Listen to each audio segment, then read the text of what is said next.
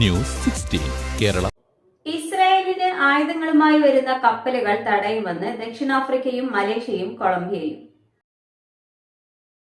ഗസയിൽ ഇസ്രായേൽ വംശഹത്യ തുടരുന്ന സാഹചര്യത്തിൽ ഇസ്രായേലിലേക്ക് ആയുധങ്ങളുമായി പോകുന്ന കപ്പലുകൾ തങ്ങളുടെ തുറമുഖങ്ങളിൽ പ്രവേശിക്കുന്നത് തടയുമെന്ന് ദക്ഷിണാഫ്രിക്ക, മലേഷ്യ, കൊളംബിയ എന്നീ രാജ്യങ്ങൾ.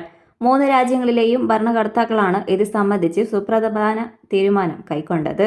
ഇസ്രായേലിലേക്ക് സൈനിക സാമഗ്രികൾ കൊണ്ടുപോകുന്ന കപ്പലുകൾ ഞങ്ങളുടെ തുറമുഖങ്ങൾ ഉപയോഗിക്കുന്നതിൽ നിന്ന് ഞങ്ങൾ തടയും.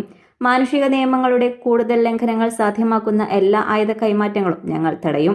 ദക്ഷിണാഫ്രിക്കൻ പ്രസിഡന്റ് സിറിൽ റാമഫോസ, മലേഷ്യൻ പ്രധാനമന്ത്രി Anwar Ibrahim, Colombian president Gustavo Petro എന്നിവർ ഈ ആഴ്ച ഫോറിൻ പോളിസി മാഗസിൻ പ്രസിദ്ധീകരിച്ച സംയുക്ത ലേഖനത്തിൽ എഴുതി.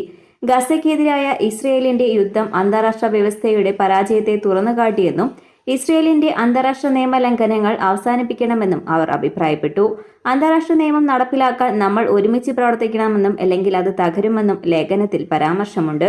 ലോകത്തെ വിവിധ രാജ്യങ്ങളുടെ സഹായത്തോടെ ഇസ്രയേൽ അന്താരാഷ്ട്ര നിയമം വ്യവസ്ഥാപിതമായി ലംഘിച്ചുവെന്നും നേതാക്കൾ ചൂണ്ടിക്കാട്ടി. അന്താരാഷ്ട്ര നീതിന്യായ കോടതിയിൽ ICJ ഇസ്രയേലിനെതിരായ ദക്ഷിണാഫ്രിക്കയുടെ വംശഹത്യ കേസിനെ പിന്തുണച്ച രാജ്യങ്ങളിൽ മലേഷ്യയും കൊളംബിയയും ഉൾപ്പെട്ടിരുന്നു. 2023 ഡിസംബറിൽ അന്താരാഷ്ട്ര നീതിന്യായ കോടതിയിൽ ഇസ്രയേൽ വംശഹത്യ നടത്തിയെന്ന് ദക്ഷിണാഫ്രിക്ക ആരോപിക്കുകയുണ്ടായി. തെലവീവ് ഗസയിലെ ഫലസ്തീനികളെ നശിപ്പിക്കാൻ ഉദ്ദേശിച്ചിട്ടുള്ളതാണെന്നും അതിനാൽ ഗസയിലെ ഇസ്രയേലിന്റെ വംശഹത്യ നിർത്താൻ കോടതി ഉത്തരവിടണമെന്നും ഈ രാജ്യങ്ങൾ ആവശ്യപ്പെടുകയുണ്ടായി. ഗസയെ ഏറ്റെടുക്കാനുള്ള ട്രംപിന്റെ പദ്ധതിയെയും ലേഖനം വിമർശിച്ചു. ഗസ ഏറ്റെടുക്കാനുള്ള ട്രംപിന്റെ പദ്ധതിയെ വംശീയ ഉന്മൂലനമെന്നും അന്താരാഷ്ട്ര നിയമത്തിന്റെ നഗ്നമായ ലംഘനമെന്നുമാണ് ലേഖനം വിശേഷിപ്പിച്ചത്. അമേരിക്കയിൽ അധികാരമേറ്റെടുത്തതിന് പിന്നാലെ ഗസയിലെ ജനങ്ങളെ താൽക്കാലികമായോ സ്ഥിരമായോ ഈജിപ്തിലേക്കും ജോർദാനിലേക്കും മാറ്റിപ്പാർപ്പിക്കണമെന്ന് ട്രംപ് നിർദ്ദേശിച്ചിരുന്നു.